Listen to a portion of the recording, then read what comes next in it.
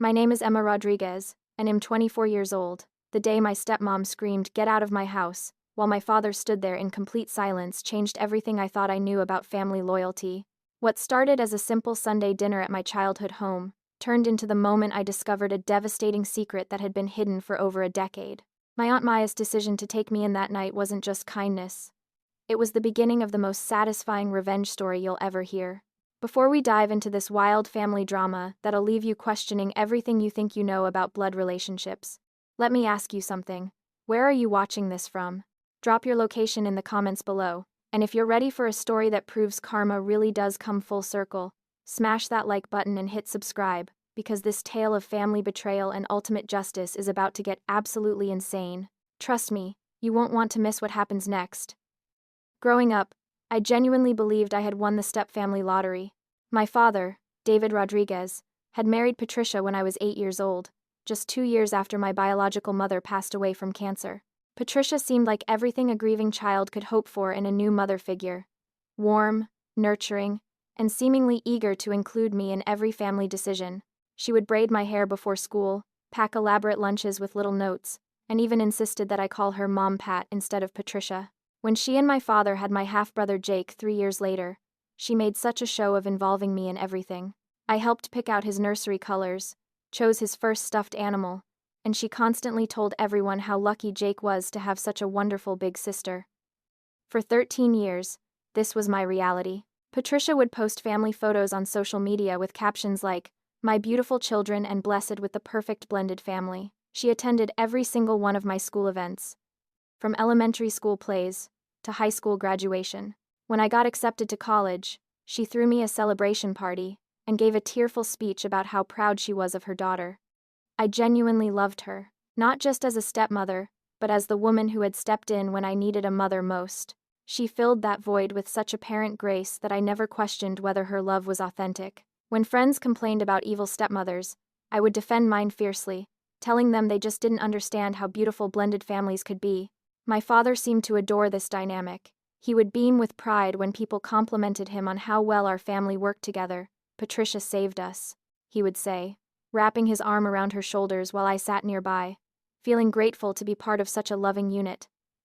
Throughout high school and college, Patricia continued to play the perfect stepmother role.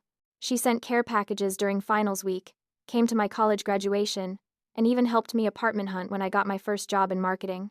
When I started dating my boyfriend Marcus, she welcomed him with open arms, already talking about future grandchildren and wedding planning. But there were tiny moments that, looking back now, should have been red flags. Like how she would sometimes pause before including me in family photos, or how she'd quickly change the subject when extended family members asked about my biological mother. I noticed that she never kept any pictures of my mom around the house, even though my father had some in his office. When I asked about it once, she said it was too painful for my father, and I accepted that explanation without question. The most telling sign was how she interacted with my father when she thought I wasn't looking. During family gatherings, I sometimes caught glimpses of conversations that would stop abruptly when I entered the room. There were hushed phone calls that ended the moment I walked into the kitchen. But I was young and trusting, and I interpreted these moments as normal adult privacy rather than secretive behavior. Patricia was also incredibly involved in managing the family finances and my father's business affairs. She handled everything from insurance policies to investment accounts, always explaining that she wanted to take the burden off David's shoulders. My father, who had never been particularly organized, seemed grateful for her management skills. When I graduated college and started working, Patricia was the first person to suggest I should start building my own financial independence. She helped me open my first investment account, and even offered to co-sign on my apartment lease. "You need to learn to stand on your own 2 feet," she would say, with such apparent wisdom and care. Looking back, I realized she was incredibly strategic about everything. She maintained the perfect stepmother facade, while systematically positioning herself as the central figure in our family's financial and emotional landscape. She made herself indispensable to my father, while appearing to nurture my independence. The Sunday dinners at their house had become a monthly tradition since I moved out. Patricia would cook elaborate meals, Jake would update us on his college adventures, and my father would share stories from his consulting business. These dinners felt like the cornerstone of our family connection, a sacred time when nothing could go wrong. That particular Sunday in March started like any other. I brought Marcus along, as I usually did, and Patricia fussed over both of us, asking about work and our relationship. She seemed particularly interested in our future plans, asking pointed questions about when we might get engaged and whether we wanted children soon. During dinner, Jake mentioned something about needing help with his senior year expenses, and Patricia immediately launched into a discussion about family financial planning. She talked about college funds, inheritance planning, and the importance of securing the future for the right people. At the time, I thought she was just being responsible and forward-thinking. My father sat quietly through most of these conversations, nodding along but seeming somewhat distant. I attributed his mood to work stress, as his consulting business had been facing some challenges lately. Patricia often spoke for him during these discussions, explaining his thoughts and decisions as if they had been thoroughly discussed in private. After dinner, while Marcus and Jake were watching a basketball game in the living room, I offered to help Patricia clean up in the kitchen. This was our normal routine, and usually, it was when we had our best conversations. She would ask about my life, give advice, and share little stories about my father or Jake. But that night, something felt different. Patricia seemed nervous, constantly checking her phone and glancing toward the living room where my father was now sitting with the others. When I asked if everything was okay, she gave me a tight smile and said everything was fine, just some business stress. It was during this cleanup routine that I accidentally knocked over her purse, spilling its contents across the kitchen counter. As I rushed to help gather everything up, apologizing profusely, I saw something that made my blood run cold. A document with my name on it that definitely shouldn't have existed. The paper that fell from Patricia's purse looked official and important, with legal letterhead and multiple signatures. In my rush to clean up the mess I'd made, I caught a glimpse of my full name printed at the top: Emma Maria Rodriguez, beneficiary status, revoked. The words hit me like a physical blow, but before I could process what I was seeing, Patricia snatched the document away so quickly that she scattered the remaining contents of her purse across the floor. "That's nothing, just old paperwork," she said, her voice strained in a way I'd never heard before. But her hands were shaking as she shoved everything back into her purse, and her face had gone completely pale. The warm, nurturing woman I'd known my entire adult life suddenly looked like a stranger caught in a lie. "Patricia, what was that document about?" I asked, trying to keep my voice steady. Why was my name on something about beneficiary status being revoked? She turned away from me, busying herself with rinsing dishes that were already clean. "Emma, honey, you're imagining things. You barely saw it for a second. It was probably just something from David's business. You know how complicated those legal documents can be, but I wasn't imagining anything." The words were burned into my memory. Beneficiary status revoked. This was clearly related to family finances, inheritance, or life insurance. Exactly the topics Patricia had been managing for years and discussing so thoroughly at dinner tonight. I saw my name clearly: Patricia. "Please just tell me what's going on." I moved closer to her, trying to catch her eye, but she continued avoiding my gaze. That's when my father walked into the kitchen, immediately sensing the tension. "Everything okay in here, ladies?" Patricia spun around with a forced smile that looked more like a grimace. "Of course. Emma just had a little accident with my purse, but everything's fine now." I looked directly at my father, searching his face for any sign that he would be honest with me. "Dad, Patricia had a document with my name on it about beneficiary status being revoked. What's that about?" The color drained from my father's face, and he exchanged a look with Patricia that spoke volumes. It was a look of shared guilt, of being caught in something they thought they'd hidden successfully. That look told me everything I needed to know. This wasn't a misunderstanding or a business document mix-up. "Emma, sweetheart," my father began, his voice taking on that patronizing tone adults use when they're about to lie to a child. "There are some financial matters that adults have to handle privately. It's nothing you need to worry about, nothing I need to worry about." My voice was rising despite my efforts to stay calm. It was my name on a document about my beneficiary status being revoked. How is that not something I need to worry about? Patricia set down the dish she'd been pretending to wash, and finally turned to face me fully. The mask of loving stepmother was starting to slip, revealing something harder underneath. "Emma, you're being dramatic. You're 24 years old with your own life and your own job. Why would you assume you're entitled to anything from our family finances?" The word "our" hit me like a slap. Our family finances, as if I wasn't part of the family, As if the last 16 years had been some kind of elaborate charity case, rather than genuine family inclusion. I never assumed I was entitled to anything, I said, my hands beginning to shake with anger and hurt. But I also never assumed that my own family was secretly removing me from things behind my back. What else have you two been hiding? That question hung in the air like a toxic cloud. Both Patricia and my father suddenly looked trapped, and I could see them mentally scrambling for damage control. It was Marcus' laughter from the living room, completely oblivious to the drama unfolding in the kitchen, that finally broke the silence. Look, Patricia said, her voice taking on a sharp edge I'd never heard before. You want the truth? Fine. You're not actually family, Emma. You're David's daughter from his previous marriage. When your mother died, I stepped in and raised you, because David needed help. But that doesn't make you entitled to the same inheritance as my biological son. The casual cruelty of how she said it, as if explaining something obvious to a slow child, was almost worse than the words themselves. Previous marriage, as if my mother had been some inconvenient first draft rather than the woman my father had loved enough to marry and have children with. Patricia, my father snapped. But she held up her hand to stop him. No, David. She wants honesty? Let's be honest. I've spent 16 years raising another woman's child, and I did it well. I gave Emma everything she needed. But now she's an adult with her own life, and Jake is our priority. Our biological son deserves to inherit what we've built together. The kitchen felt like it was spinning around me. Every memory I had of Patricia's love and support was suddenly tainted with this new information. Had it all been performance? Had every birthday celebration, every graduation speech, every moment of pride been fake? So the life insurance policy Mom left me, I said slowly, pieces clicking together, the one Dad said would help pay for my education. Patricia and my father exchanged another guilty look. That policy was redirected to help with family expenses when you were younger, Patricia said. We used it to maintain the household that you lived in for 10 years. My biological mother had left me a life insurance policy. My father and Patricia had used it for family expenses without ever telling me. And now they were removing me from current family financial planning to prioritize Jake's future. Get out of my house, Patricia said suddenly, her voice turning ice cold. I'm tired of pretending this is your home when you're just here taking advantage of our generosity. You want to question our decisions? You want to act entitled to things that belong to my family? Then you can figure out your own life, without our help.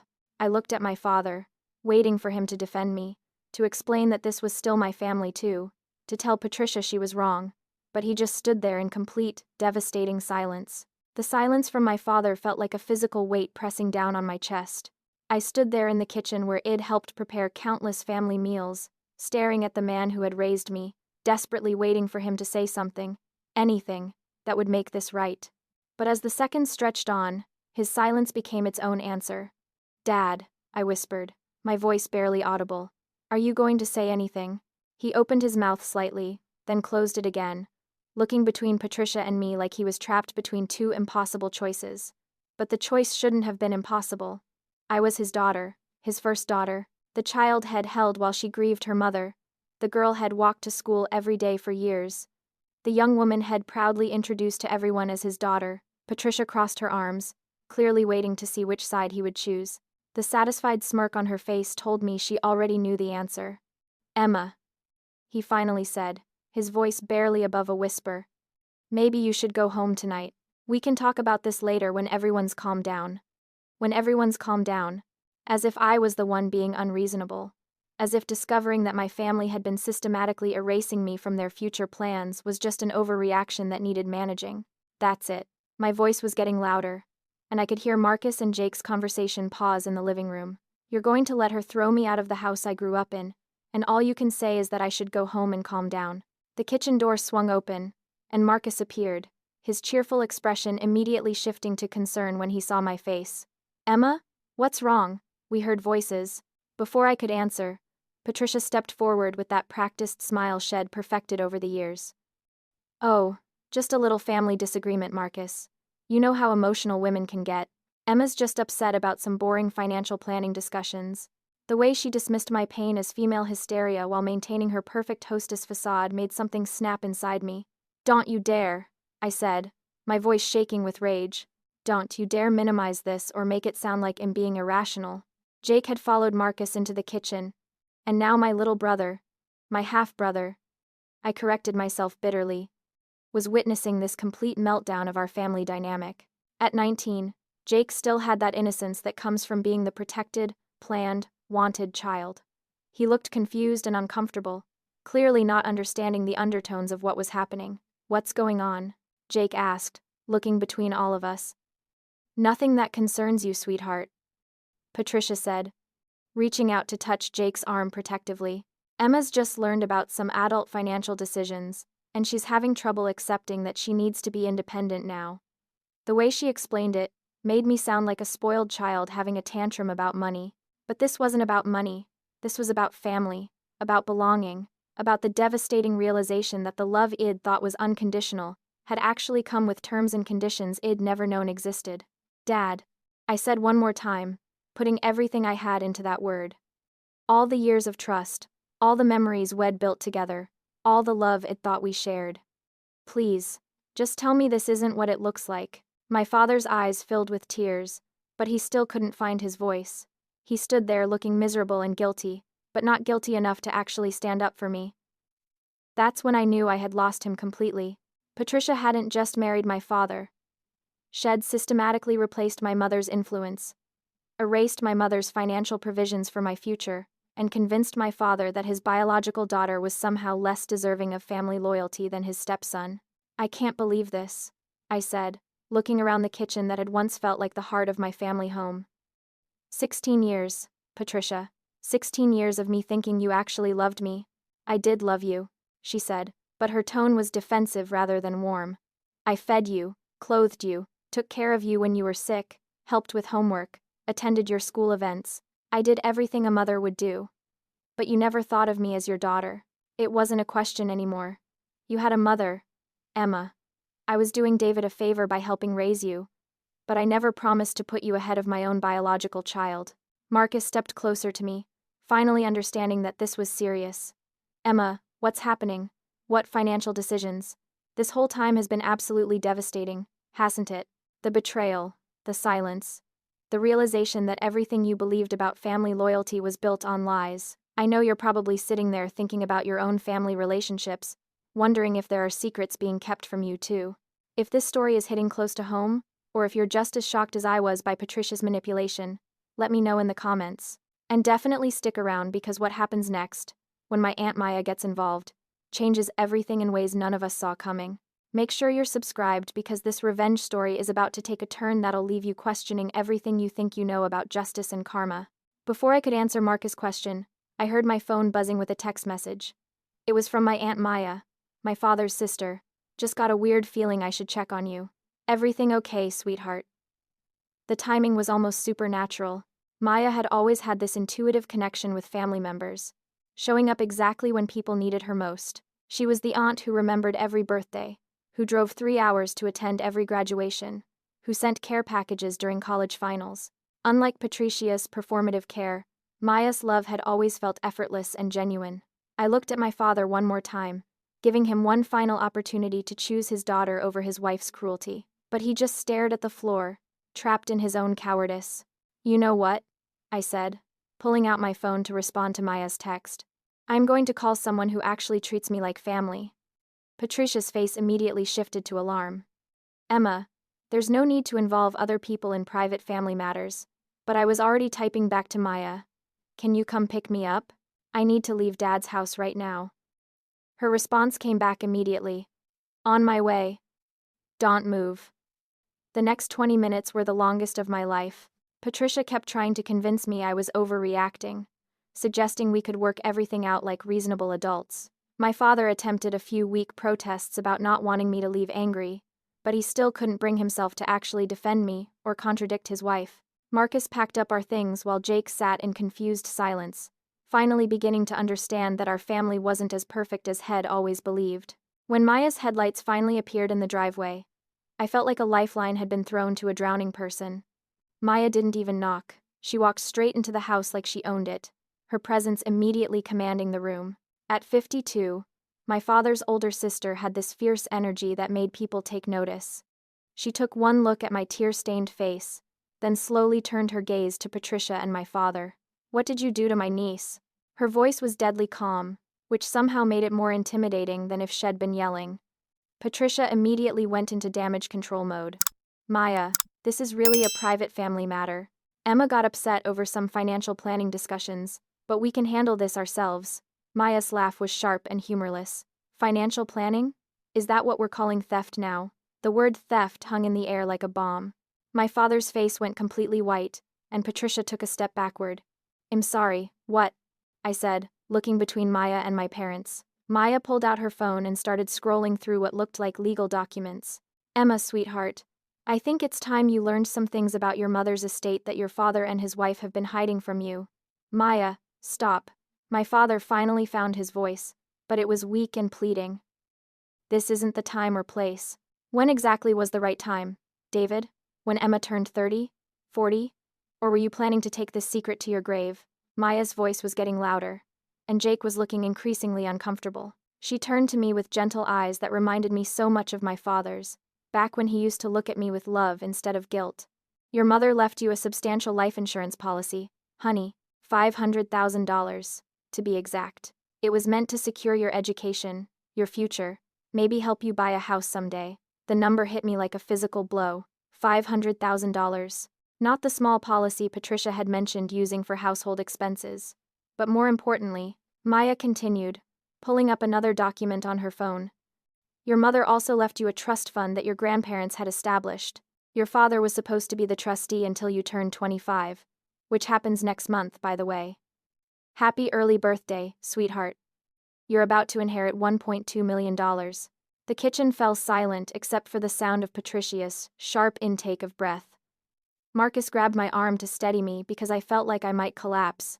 That's impossible, Patricia said, but her voice lacked conviction. We never heard about any trust fund. Maya smiled grimly. Oh, but you did. David received the annual trustee reports every year for the past 16 years. The trust has been growing through investments, waiting for Emma's 25th birthday. But someone has been forging Emma's signature on documents to delay the distribution. She held up her phone, showing what appeared to be legal paperwork with signatures that looked like mine but weren't quite right. I've been the backup trustee this whole time, Patricia. Did you really think I wouldn't notice when the primary trustee started submitting fraudulent delay requests? My father looked like he might vomit. Maya, please, we can explain everything. Oh, I'm sure you can. I'm sure you have a beautiful explanation for why you've been stealing from your daughter for over a decade. I'm sure Patricia has a lovely reason for why she's been systematically erasing Emma from family finances while planning to give everything to Jake. Jake finally spoke up, his voice small and confused. What's happening? I don't understand. Maya's expression softened when she looked at my half-brother. Your parents have been stealing money that belongs to Emma, honey. Money her mother left to take care of her future. And they've been planning to cut her out of any inheritance from your father, so that everything goes to you instead. But that's not fair, Jake said immediately, looking horrified. Emma's my sister. Why would they do that? Patricia stepped forward, her mask finally slipping completely. Because you're our son, Jake. Emma is just David's responsibility from his previous marriage. When I married your father, I didn't sign up to split our family's wealth with another woman's child.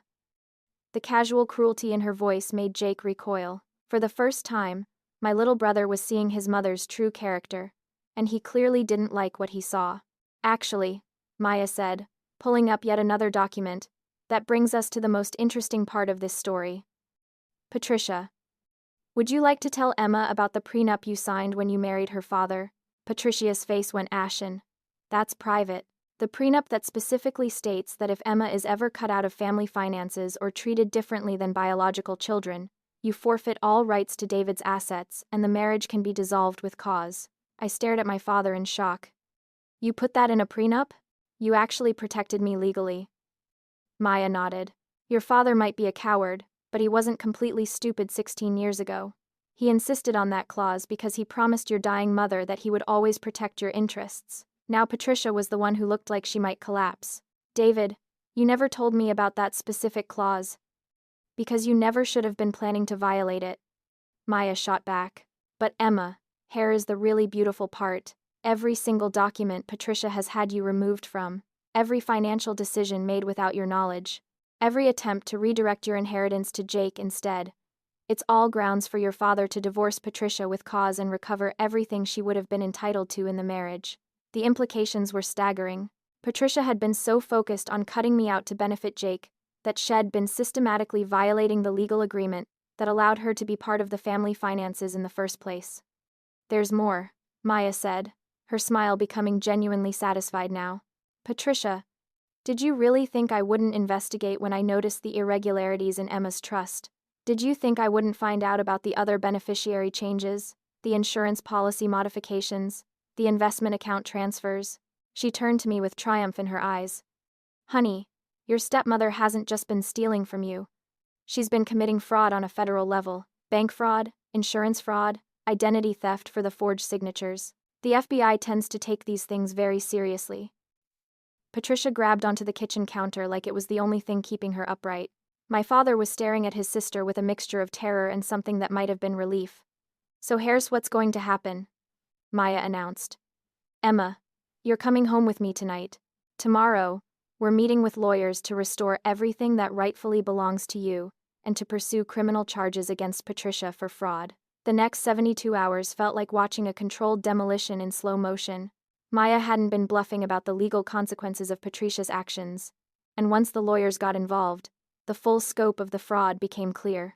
Patricia had been far more sophisticated in her theft than any of us realized. She'd established herself as the manager of all family financial accounts, then systematically redirected funds that should have gone to my trust into joint accounts with my father. She'd forged my signature on dozens of documents over the years, claiming I'd agreed to various delays and transfers. Most devastatingly, she'd convinced my father to change his will multiple times, each revision reducing my inheritance and increasing Jake's. The federal investigation moved with shocking speed once Maya presented her evidence. Apparently, the FBI had been tracking a pattern of inheritance fraud targeting stepchildren, and Patricia's case fit their profile perfectly.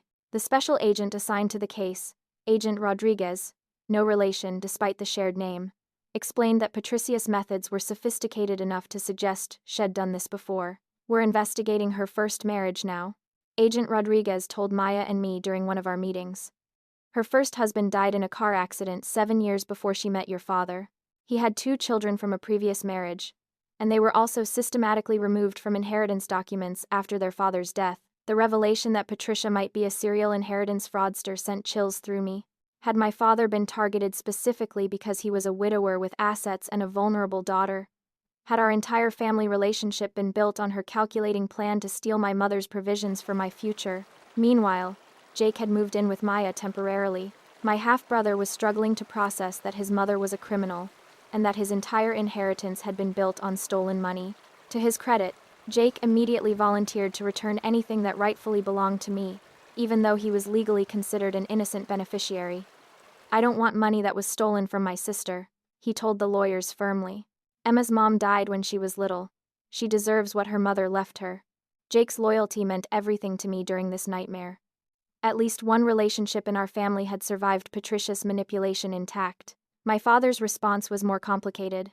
Once the federal investigation began, he seemed to collapse in on himself. The man I'd grown up admiring for his business acumen and integrity had allowed his wife to commit federal crimes against his own daughter for over a decade. He claimed he hadn't understood the full extent of what Patricia was doing, but the evidence suggested had been willfully ignorant at best.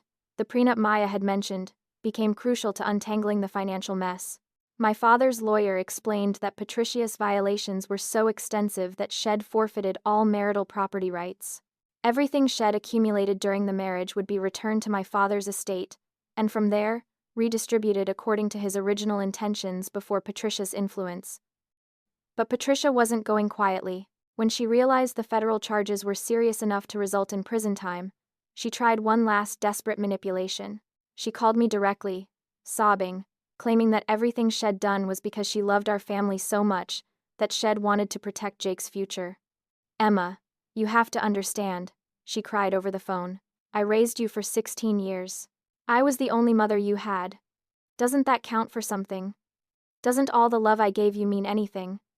The audacity of using her fake maternal care as a defense for stealing my inheritance was breathtaking. But I'd learned too much about her true character to be manipulated anymore. Patricia, I said calmly, You didn't raise me out of love. You raised me because it was part of your long-term plan to steal from me. Every birthday party, every graduation speech, every moment of love you showed me was just an investment in your theft scheme. The silence on the other end of the line told me I'd hit the truth exactly. And you know what the most pathetic part is? I continued. If you had just been a decent stepmother, if you had treated me like actual family, you would have been perfectly comfortable for the rest of your life. My father's business, the house, the legitimate investments, you would have shared in all of that. But your greed for my mother's money cost you everything. She hung up on me, but not before I heard her start screaming in frustration. The criminal trial was set to begin in 6 months, but the financial restoration happened much faster. The court froze all accounts Patricia had access to, and forensic accountants began the process of tracing every fraudulent transaction. My trust fund, which had indeed grown to over $1.2 million, was restored to my control immediately. The life insurance money, plus 16 years of interest, came out to nearly $800,000. But the most satisfying part wasn't the money. It was watching Patricia's carefully constructed social image crumble. The woman who had spent years posting about her perfect blended family was now facing federal fraud charges that made headlines in our local newspaper. Her friends from the country club, her fellow PTA members, her social circle that had always admired her dedication to her stepdaughter, they all learned the truth about who she really was. My father filed for divorce immediately, citing fraud and breach of the prenuptial agreement. Patricia would be left with nothing except her legal bills and the prospect of federal prison. Maya had been right about everything, but she'd saved the best revelation for last. One evening, as we sat in her living room going through more legal documents, she pulled out a letter I'd never seen before. "Your mother wrote this for you before she died," Maya said gently. "She gave it to me to hold until you needed it most. I think now qualifies." The letter was in my mother's handwriting, weak from illness but unmistakably hers. In it, she expressed her fears about leaving me vulnerable as a child, her hopes for my future, and her specific instructions about the trust fund and life insurance. But the part that made me cry was at the end. "My darling Emma, if you're reading this letter, it means someone tried to take away what I left for you. Remember that you are stronger than they think, smarter than they assume, and loved more than they could ever understand. Don't let anyone convince you that you don't deserve what's yours. You are my daughter, and you deserve everything beautiful this world has to offer." She had known. Somehow, my mother had anticipated that someone might try to steal my inheritance, and she'd planned for this exact situation. 6 months later, I sat in the federal courthouse watching Patricia get sentenced to 4 years in federal prison for fraud, identity theft, and conspiracy. The judge was particularly harsh because the investigation had uncovered evidence of her targeting other families in similar circumstances. I wasn't her first victim, but I was determined to be her last. Agent Rodriguez had been right about Patricia's pattern. Her first husband's children had also been systematically defrauded, but they'd never had someone like Maya to investigate and fight back. With my case as evidence, they were finally able to recover some of what had been stolen from them decades ago. Seeing those now adult children get justice for what Patricia had done to them, as grieving teenagers, made the entire ordeal feel worthwhile. My father testified for the prosecution, finally admitting his role in allowing Patricia's crimes to continue. His testimony was devastating to watch, but it was also the first time in my adult life that I saw him choose me over Patricia's manipulation. He would never get back the years he'd spent as her accomplice, but at least he was trying to make things right. The day after Patricia's sentencing, I did something I'd been planning for months. I used part of my restored inheritance to establish the Maria Rodriguez Foundation for Inheritance Protection, named after my mother. The foundation provides legal assistance to children and young adults who suspect they're being defrauded by step-parents or guardians. Agent Rodriguez agreed to serve on the advisory board, and Jake insisted on volunteering with the organization during his college breaks. My father and I were slowly rebuilding our relationship, though it would never be the same. Head moved into a smaller house after the divorce, and we met for dinner every few weeks. He was in therapy, trying to understand how Head allowed himself to become complicit in Patricia's crimes. Some days I felt like I was finally getting my real father back. Other days I remembered his silence in that kitchen, and wondered if I'd ever fully trust him again. But the most unexpected gift from this entire nightmare was discovering how much family I actually had. Maya introduced me to cousins I'd barely known, aunts and uncles who'd been kept at arm's length during Patricia's reign over our family. Apparently, Patricia had systematically isolated my father from his extended family, claiming they were too involved in our business. Now I understood she'd been afraid they might notice her financial manipulations. Jake and I grew closer than we'd ever been. My little brother was struggling with the reality that his entire childhood had been built on stolen money.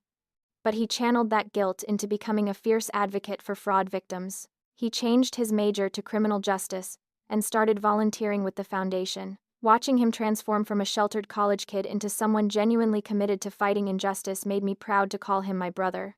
Marcus had been incredibly supportive throughout the legal proceedings, but the stress revealed some important things about our relationship. He admitted that he'd always felt intimidated by what he thought was my privileged family background. Learning that I'd actually been the victim of systematic financial abuse changed his perspective on our entire dynamic. We're stronger now, built on truth instead of assumptions. The money itself was life-changing, but not in the ways people might expect. Yes, I paid off my student loans and bought a house, but mostly I felt the security my mother had intended for me to have. I didn't have to worry about financial emergencies or take jobs I hated just for the benefits. I could make choices based on what I actually wanted to do with my life, which turned out to be helping other people navigate similar family betrayals. Maya became more than an aunt. She became my closest advisor and strongest advocate. She'd spent her entire adult life watching my father make terrible decisions about women, and she was determined not to let Patricia's damage define my future. Under her guidance, I learned to trust my instincts about people and to value actions over words. The most surprising outcome was how many other people reached out after the story made news. Stepchildren, adopted kids, and even biological children who'd been cut out of family finances shared their stories with me. I realized that Patricia's kind of inheritance fraud was far more common than anyone wanted to admit. Families are complicated, and money makes people do terrible things to the people they're supposed to love most. 1 year after Patricia's sentencing, I received a letter from her in federal prison. She'd written pages of justifications, self-pity, and attempts to rewrite history. But buried in all the manipulation was one sentence that felt like genuine honesty. "I never expected you to fight back." That sentence told me everything I needed to know about Patricia's strategy. She'd counted on my loyalty, my gratitude, and my assumption that family members wouldn't systematically steal from each other. She'd weaponized my love for her against me, turning my trust into a tool for theft. I never wrote back to Patricia, but I kept that letter as a reminder. She was right. She hadn't expected me to fight back. But my mother had raised me to be stronger than Patricia assumed, and Maya had taught me that family is supposed to protect each other, not prey on each other. Now, as I finish telling this story, I think about all the people who might be listening and wondering about their own family relationships. Are there financial decisions being made without your knowledge? Are you being excluded from conversations about inheritance or insurance? Do you feel like you're being treated differently than other family members when it comes to money? Trust your instincts. If something feels wrong, investigate. If someone is trying to isolate you from other family members, or making financial decisions without transparency, ask questions. And if you discover you're being defrauded, don't let loyalty or fear stop you from fighting back. My mother's letter was right. I deserved everything beautiful this world had to offer. So do you. Have you ever experienced family betrayal around money or inheritance? Have you seen someone weaponize love and loyalty against family members? Drop your thoughts in the comments because these stories need to be shared. Hit that like button if this story of justice and karma restored your faith that truth eventually wins out, and make sure you're subscribed for more real-life stories about family drama and the sweet satisfaction of watching manipulators face consequences. Thank you for joining me on this journey from betrayal to justice. I hope my experience reminds you that you're stronger than people assume. You deserve better than manipulation disguised as love. And sometimes the family that truly loves you isn't the one you were born into, but the one that chooses to fight for you when it matters most. Stay strong, trust your worth, and never let anyone convince you that you don't deserve what's rightfully yours.